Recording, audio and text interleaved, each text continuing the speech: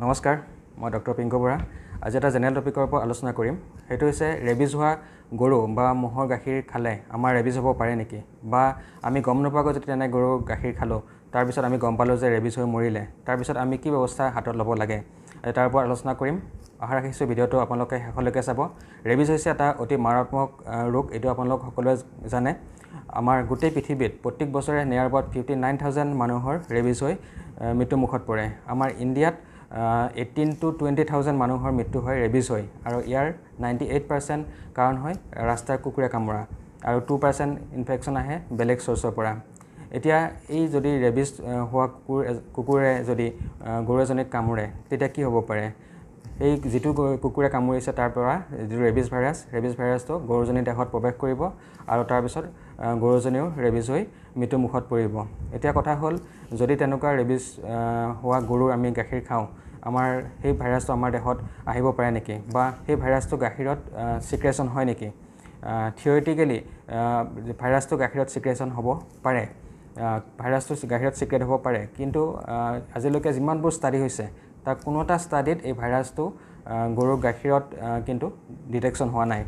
গতিকে তেনেফালৰ পৰা চান্সটো খুব কম থাকে আমাৰ দেহত সেই ভাইৰাছটো প্ৰৱেশ কৰা, কিন্তু গাখীৰখিনি সংক্ৰমিত হ'ব পাৰে। কিদৰে সংক্ৰমিত হ'ব পাৰে? যদি সেই গৰুজনীয়ে নিজৰ অহৰখন চেলেকিছিলে, সেই গৰুজনীৰ চেলাইভাটো তেতিয়া কি হ'ব, গাখীৰৰ লগত মিক্স হৈ যোৱাৰ খুব চান্স থাকে, যদিহে খীৰাবৰ সময়ত গাইজনীক ভালদৰে পৰিষ্কাৰ কৰি নলয়, আৰু তাৰপিছত যদি সেই গাখীৰখিনি আমি কেঁচাকৈ সেৱন কৰিলোঁ বা দৈ বনাই খালোঁ। কিন্তু যদি গাখীৰখিনি ভালদৰে বইল কৰি খোৱা হয়, তেতিয়াহ'লে এই চান্সটো একেবাৰে নাইকিয়া হৈ যায়। আৰু আমি যিটো দৈ ইউজ কৰোঁ, সেই দৈবোৰ যদি আমি কেঁচা গাখীৰ ইউজ নকৰি যদি আমি গাখীৰটো গৰম কৰি দৈ কৰি খাওঁ, তেতিয়াহ'লে এই ভাইৰাছটো আমাৰ দেহত প্ৰৱেশ কৰাৰ চান্স একেবাৰেই শূন্য হৈ পৰে। এতিয়া কথা হ'ল, যদিও আমি কেঁচা গাখীৰ যেনিবা খালোঁ, তাৰপিছতো আমাৰ কিন্তু দেহত ভাইৰাছটো যোৱাৰ চান্স অতি কম থাকে, কিয়নো আমাৰ পেটত যিটো গেষ্ট্ৰিক এচিড থাকে, সেই গেষ্ট্ৰিক এচিডে কি কৰিব, ভাইৰাছটো ডেষ্ট্ৰয় কৰি দিব। কিন্তু সেই মানুহজনৰ যদি মুখত বা ডিঙিত ক'ৰবাত ঘাঁ আছে, তেতিয়াহ'লে তেওঁ ডাইৰেক্ট ভাইৰাছটোৰ এক্সপ'জাৰত আহিব। গতিকে সেই মানুহজনে কি হয়, ৰেবিজ ভাইৰাছটোৱে সেই মানুহজনক ইনফেক্ট কৰিব পাৰে। গতিকে এতিয়া প্ৰশ্ন হ'ল যে কি, আমি যিহেতু গাখীৰত চান্সটো খুবেই কম, আমি ৰেবিজ হোৱা বুলি গম পোৱাৰ পিছত গাখীৰ খাম নেকি? এইটো কেতিয়াও এডভাইচেবল নহয়।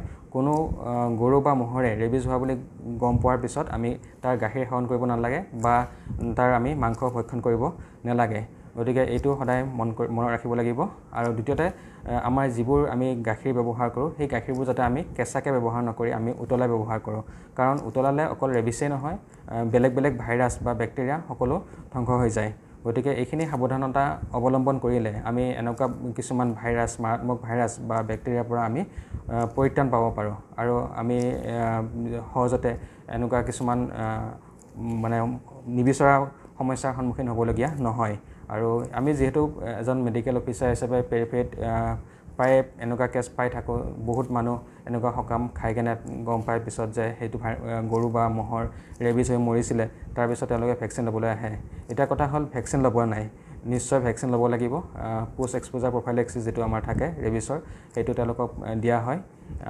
গতিকে যিহেতু বস্তুটো এতিয়াও আণ্ডাৰ ষ্টাডি, 100% চিয়'ৰকৈ ক'ব নোৱাৰি তাত গাখীৰত থাকিব নে নাই। গতিকে বা যিহেতু চান্স আছে যে গাখীৰখিনি ইনফেক্টেড হোৱাৰ চান্স এটা আছে, গতিকে আমি ভেকচিন লোৱা উচিত। আৰু আমি যিটো কথা ক'লোঁ আগতে যে গাখীৰ উতলাই খাব লাগে, সেইটো সদায় আমি চেষ্টা কৰিব লাগে যাতে উতলাই আমি গাখীৰটো ব্যৱহাৰ কৰোঁ, কেঁচা গাখীৰ যাতে আমি ব্যৱহাৰ নকৰোঁ। ভিডিঅ'টো চোৱাৰ কাৰণে ধন্যবাদ। আশা কৰোঁ যথেষ্টখিনি নজনা কথা আপোনালোকে এই ভিডিঅ'টোৰ জৰিয়তে গম পালে। ধন্যবাদ।